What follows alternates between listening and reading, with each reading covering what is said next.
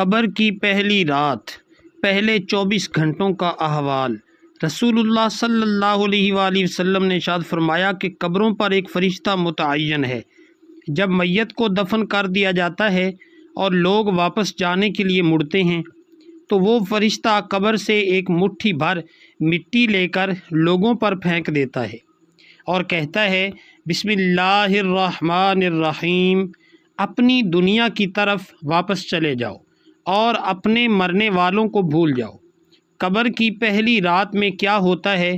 حضرت مولا علی رضی اللہ تعالی عنہ نے فرمایا کہ میں نے رسول اللہ صلی اللہ علیہ وآلہ وسلم کو فرماتے ہوئے سنا کہ انسان کی مشکل ترین رات قبر کی پہلی رات ہوتی ہے، کیونکہ جب اس کے دوست، احباب، رشتہ دار اور اولاد اسے دفنا کر چلے جاتے ہیں تو وہ انسان روتا رہتا ہے۔ وہ ہر ایک دوست کے پاس جا کر اسے روکنے کی کوشش کرتا ہے کہ مجھے چھوڑ کر نہ جاؤ، لیکن افسوس کہ اس کی آواز کوئی نہیں سن پاتا۔ چنانچہ قبرستان میں ہر کوئی اکیلا رہ جاتا ہے۔ تب اس کا سامنا ان فرشتوں سے ہوتا ہے جو اس کے اعمال کی شکل میں اس کے سامنے آتے ہیں۔ اب وہ کس شکل میں ہوں گے، اچھے یا برے، اس بارے میں کوئی کچھ نہیں کہہ سکتا۔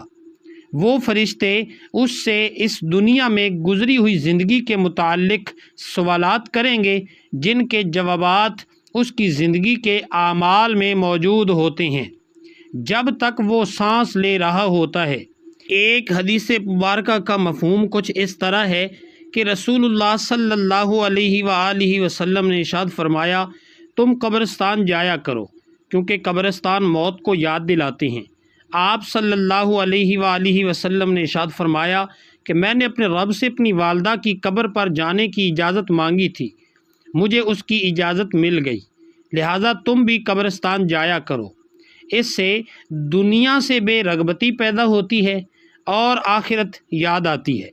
حضرت سیدنا سعید بن مسیب رضی اللہ تعالی عنہ فرماتے ہیں کہ ایک مرتبہ ہم حضرت مولا علی المرتضیٰ کرم اللہ تعالی وجہہ الکریم کے ہمراہ مدینہ منورہ کے قبرستان گئے۔ حضرت علی کرم اللہ تعالی وجہہ الکریم نے قبر والوں کو سلام کیا اور فرمایا، اے قبر والو، تم اپنا حال بتاؤ گے یا ہم تمہیں بتائیں؟ تو حضرت سعید بن مسیب رضی اللہ تعالی عنہ فرماتے ہیں کہ ہم نے قبر سے وعلیکم السلام ورحمۃ اللہ وبرکاتہ کی آواز سنی۔ کوئی کہنے والا کہہ رہا تھا، اے امیر المومنین، آپ ہی خبر دیجئے کہ ہمارے مرنے کے بعد دنیا میں کیا ہوا؟ تو حضرت مولا علی کرم اللہ تعالی وجہہ الکریم نے فرمایا، سنو، تمہارے مال تقسیم ہو گئے، تمہاری بیویوں نے دوسرے نکاح کر لیے ہیں، تمہاری اولاد یتیموں میں شامل ہو گئی ہے، اور جس مکان کو تم نے بہت مضبوط بنایا تھا اس میں تمہارے دشمن آباد ہو گئے۔ اب تم اپنا حال سناؤ۔ یہ سن کر ایک قبر سے آواز آئی، اے امیر المومنین، ہمارے کفن پھٹ کر تار تار ہو گئے، ہمارے بال جھڑ کر منتشر ہو گئے، ہماری کھالیں ٹکڑے ٹکڑے ہو گئیں، ہماری آنکھیں بہہ کر رخساروں پر آ گئیں، ہم نے جو نیک اعمال کیے تھے ان کو پایا اور جو کچھ پیچھے چھوڑا اس میں ہمارا نقصان ہوا۔ قبر میں اعمال کا استقبال۔ جب مردے کو قبر میں رکھا جاتا ہے تو اس کی نماز اس کے دائیں جانب آ کر کھڑی ہو جاتی ہے، روزہ بائیں طرف کھڑا ہو جاتا ہے، قرآن مجید کی تلاوت اور اللہ تبارک و تعالیٰ کا ذکر سر کی طرف آ کر کھڑے ہو جاتے ہیں، اور جماعت کے ساتھ نماز پڑھنے کے لیے جو قدم چلے ہیں وہ پاؤں کی طرف کھڑے ہو جاتے ہیں۔ اس وقت عذاب قبر اپنی گردن نکالتا ہے اور مردے تک پہنچنا چاہتا ہے۔ اگر وہ دائیں طرف سے آتا ہے تو اس کی نماز کہتی ہے، پرے ہٹ، خدا کی قسم یہ شخص دنیا میں بہت مشقت اور مصیبت اٹھاتا رہا، ابھی ذرا آرام سے سویا ہے۔ پھر عذاب بائیں طرف سے آنا چاہتا ہے تو روزہ اسے اسی طرح ہٹاتا ہے۔ پھر وہ سر کی طرف سے آتا ہے تو تلاوت قرآن اور ذکر الہی اسے روک دیتے ہیں۔ غرض یہ کہ وہ عذاب جس طرف سے بھی آنا چاہتا ہے اسے راستہ نہیں ملتا۔ یہ اس وجہ سے کہ اللہ تعالیٰ کے اس بندے نے اپنی زندگی میں دنیا کے اندر رہ کر یہ عبادتیں کی تھیں، لہٰذا وہ عذاب عاجز اور کمزور ہو کر واپس چلا جاتا ہے۔ اس کے بعد صبر جو ایک کونے میں کھڑا ہوتا ہے عبادتوں سے کہتا ہے میں تو اس انتظار میں تھا کہ اگر کسی طرف کی عبادت میں کچھ کمزوری ہو تو میں اس کی طرف ہمدردی کروں گا، مگر الحمدللہ تم نے مل کر اسے دفع کر دیا، لہذا اب میں اعمال کے ترازو میں اس کے کام آؤں گا۔ منکر اور نکیر کا آنا، قبر میں دو فرشتے جن کو منکر نکیر کہا جاتا ہے آتے ہیں۔ ان کی آنکھیں بجلی کی طرح چمکتی ہیں اور آواز بادل کی گرج کی طرح ہوتا ہے۔ ان کے دانت گائے کے سینگوں کی طرح باہر کو نکلے ہوتے ہیں، ان کے منہ سے آگ کی لپٹیں نکلتی ہیں، بال اتنے لمبے ہوتے ہیں کہ پاؤں تک لٹکتے ہیں، اور ان کے ایک کندھے سے دوسرے کندھے کا فاصلہ اتنا ہوتا ہے کہ کئی دن چل کر بھی ختم نہ ہو۔ مہربانی اور نرمی ان کے پاس بھی نہیں گزرتی، لیکن سختی کا معاملہ وہ مومنوں کے ساتھ نہیں کرتے۔ بہرحال ان کی ایسی ڈرونی شکل و صورت کی ہیبت ہی کیا کم ہے۔ ان دونوں کے ہاتھ میں ایک بہت بڑا لوہے کا ہتھوڑا ہوتا ہے، جسے اگر تمام دنیا کے جن اور انسان مل کر اٹھانا چاہیں تو اٹھانا تو درکنار، اسے ہلا بھی نہیں سکتے۔ وہ آ کر مردے سے کہتے ہیں بیٹھ جا، مردہ ایک دم اٹھ کر بیٹھ جاتا ہے اور اس کا کفن اس کے سر سے نیچے سرک جاتا ہے۔ وہ سوال کرتے ہیں تیرا رب کون ہے، تیرا دین کیا ہے، تیرا نبی کون ہے؟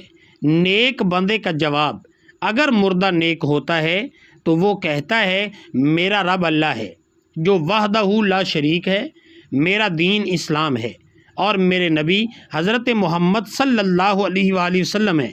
یہ سن کر وہ دونوں کہتے ہیں تو نے سچ کہا۔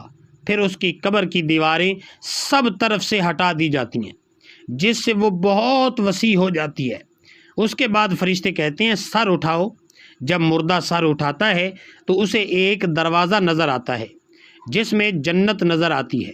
فرشتے کہتے ہیں اے اللہ کے دوست، وہ جگہ تیرے رہنے کی ہے، اس وجہ سے کہ تم نے اللہ تبارک و تعالیٰ کی اطاعت اور فرما برداری کی ہے۔ حدیث مبارکہ میں آتا ہے جس کا مفہوم کچھ اس طرح ہے کہ رسول اللہ صلی اللہ علیہ وآلہ وسلم نے ارشاد فرمایا قسم ہے اس ذات پاک کی جس کے قبضے میں میری جان ہے کہ مردے کو اس وقت ایسی خوشی ہوتی ہے جو کبھی ختم نہیں ہوگی۔ اس کے بعد فرشتے کہتے ہیں اپنے پاؤں کی طرف دیکھ۔ جب وہ دیکھتا ہے تو اسے دوزخ کا دروازہ نظر آتا ہے جس سے دوزخ کا حال نظر آتا ہے۔ فرشتے کہتے ہیں اے ولی اللہ، تو نے اس دروازے سے نجات پا لی۔ تو اس وقت بھی بندے کو اس قدر خوشی ہوتی ہے جو کبھی ختم نہیں ہوگی۔ تو ناظرین، اس کے بعد اس کی قبر میں 70 دروازے جنت کے کھل جاتے ہیں جن سے وہاں کی ٹھنڈی ہوا اور خوشبوئیں آتی رہتی ہیں، اور وہ قیامت تک ان بہاروں میں رہتا ہے۔ کیسی خوش نصیبی ہوگی اس روح کی جس کے ساتھ اللہ تبارک و تعالیٰ اپنی مہربانی اور رحم و کرم کا سلوک فرمائے گا۔ نافرمان بندے کا انجام، جب نافرمانی کرنے والا قبر میں رکھا جاتا ہے تو قبر اس کے لیے اتنی تنگ ہو جاتی ہے کہ اس کی پسلیاں دوسری طرف کی پسلیوں میں گھس جاتی ہیں۔ اس پر کالے سانپ مسلط کر دیے جاتے ہیں جو اس کی ناک اور پاؤں سے کاٹنا شروع کرتے ہیں، یہاں تک کہ دونوں طرف کے سانپ درمیان میں آ کر مل جاتے ہیں۔ پھر اس کے پاس 2 فرشتے جن کا نام منکر اور نکیر ہے قبر میں آتے ہیں۔ وہ پوچھتے ہیں تیرا رب کون ہے، تیرا دین کیا ہے، تیرا نبی کون ہے؟ وہ ہر سوال کے جواب میں کہتا ہے میں کچھ نہیں جانتا۔ اس پر وہ گرز اس قدر زور سے مارتے ہیں کہ اس کے گرد چنگاریاں قبر میں پھیل جاتی ہیں۔ اس کے بعد اس سے کہتے ہیں اوپر دیکھ۔ تو ناظرین، جب وہ اوپر کی طرف دیکھتا ہے تو جنت کے باغ اور بہار نظر آتے ہیں۔ فرشتے اس نافرمان سے کہتے ہیں اے اللہ تبارک و تعالیٰ کے دشمن اور نافرمان، اگر دنیا میں تو اللہ کی اطاعت اور فرما برداری کرتا تو یہ تیرا ٹھکانہ ہوتا۔ ایک حدیث کا مفہوم کچھ اس طرح ہے کہ رسول اللہ صلی اللہ علیہ وآلہ وسلم نے ارشاد فرمایا قسم ہے اس ذات پاک کی جس کے قبضے میں میری جان ہے، اسے اس وقت ایسی حسرت ہوتی ہے کہ اس جیسی حسرت پھر کبھی نہیں ہوگی۔ پھر اس کے لیے دوزخ کا دروازہ کھولا جاتا ہے اور فرشتے کہتے ہیں، اے اللہ کے دشمن، یہ تیرا ٹھکانہ ہے، اس لیے کہ تو نے اللہ تبارک و تعالیٰ کی نافرمانی کی ہے۔ اس کی قبر میں 70 دروازے جہنم کے کھول دیے جاتے ہیں، جن سے قیامت تک گرم ہوائیں اور دھواں وغیرہ اسے آتا رہتا ہے۔ آخری بات، ایک حدیث کا مفہوم کچھ اس طرح ہے کہ رسول اللہ صلی اللہ علیہ وآلہ وسلم نے ارشاد فرمایا کہ اللہ تبارک و تعالیٰ کی طرف سے قبروں پر ایک فرشتہ متعین ہے۔ جب میت کو دفن کیا جاتا ہے تو وہ اس کی قبر کی مٹی ہموار کرتا ہے۔ جب لوگ واپس جانے کے لیے مڑتے ہیں تو وہ قبر سے ایک مٹھی بھر مٹی لے کر لوگوں پر پھینک دیتا ہے اور کہتا ہے، اپنی دنیا کی طرف واپس چلے جاؤ اور اپنے مرنے والوں کو بھول جاؤ۔ اللہ تبارک و تعالی ہمیں نیک اعمال کرنے کی توفیق عطا فرمائے اور ہمارا خاتمہ ایمان پر فرمائے، آمین۔ ناظرین، کومنٹ باکس میں اللہ کے 99 ناموں میں سے ایک نام ضرور ٹائپ کریں۔